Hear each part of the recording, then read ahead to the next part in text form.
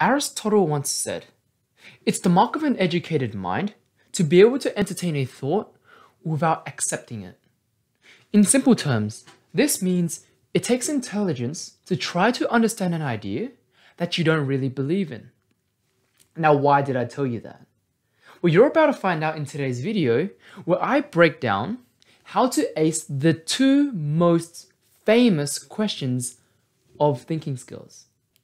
Now, before I start, I want to let you guys know that I'm giving away another free thinking skills sample exam with solutions. Just email me again with the subject name video 2 this time, and I'll send the exam straight through.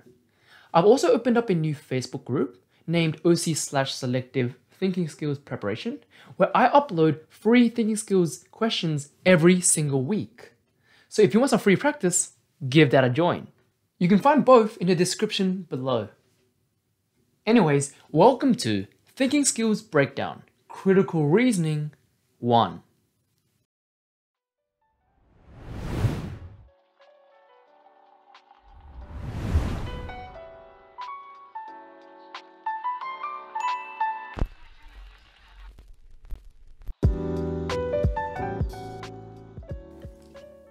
Now let's first start with a bit of revision. Critical reasoning is a family of questions that revolves around judging a piece of reasoning or argument. Now in these types of questions, you always ask one of four things. You either strengthen the argument, weaken the argument, find a mistake in the reasoning, or judge whose reasoning is correct. Now that's for selective. If you're doing OC, it's essentially the exact same thing, only there's no weakening argument questions. Now, a few students have come to me and asked me, what about questions like find the assumption, or mimic the logic, or draw a conclusion based off the passage? What about these other questions that they've seen in other tuitions? Now, the safest answer I can give you is, as of currently right now, there are only 3 legitimate sources of information about thinking skills. The 2 sample tests provided by the government and the 2021 selective placement test. And based off these 3 resources combined, these are the only 4 question types that have actually been proven to show up. What does this mean? This means every other question type can be considered as unconfirmed and more of skill builders until proven otherwise. Now, before we even get into how to ace these argument questions, we first need to understand what an argument even is. An argument is made up of 2 things, reasoning and a conclusion.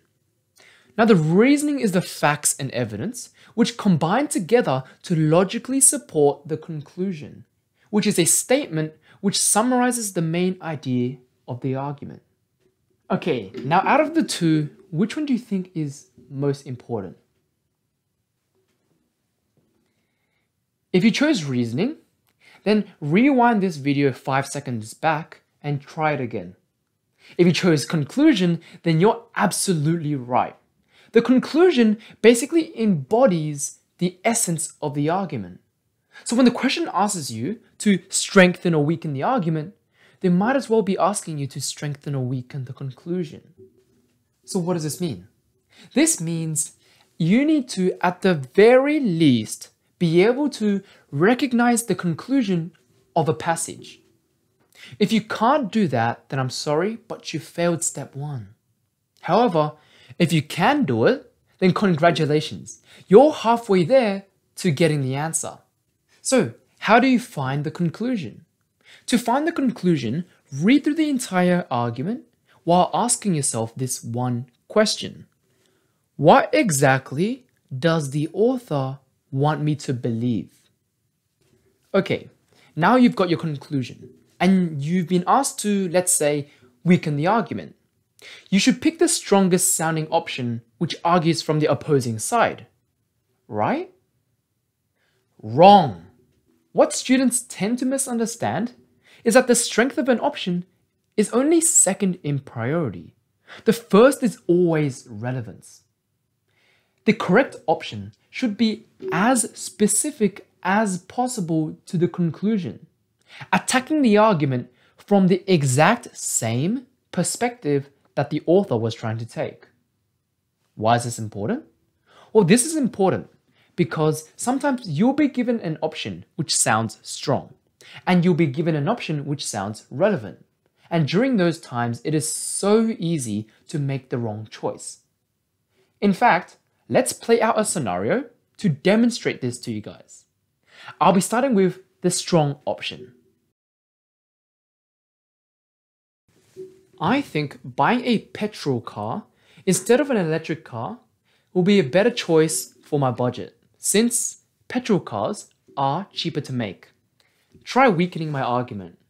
Well, actually, petrol cars produce significantly more pollution, which leads to global warming and the destruction of entire ecosystems. Okay, yes, petrol cars are bad for the environment, but I wasn't talking about the environment. I was talking about money. I was talking about my budget. You've done nothing to weaken my argument specifically.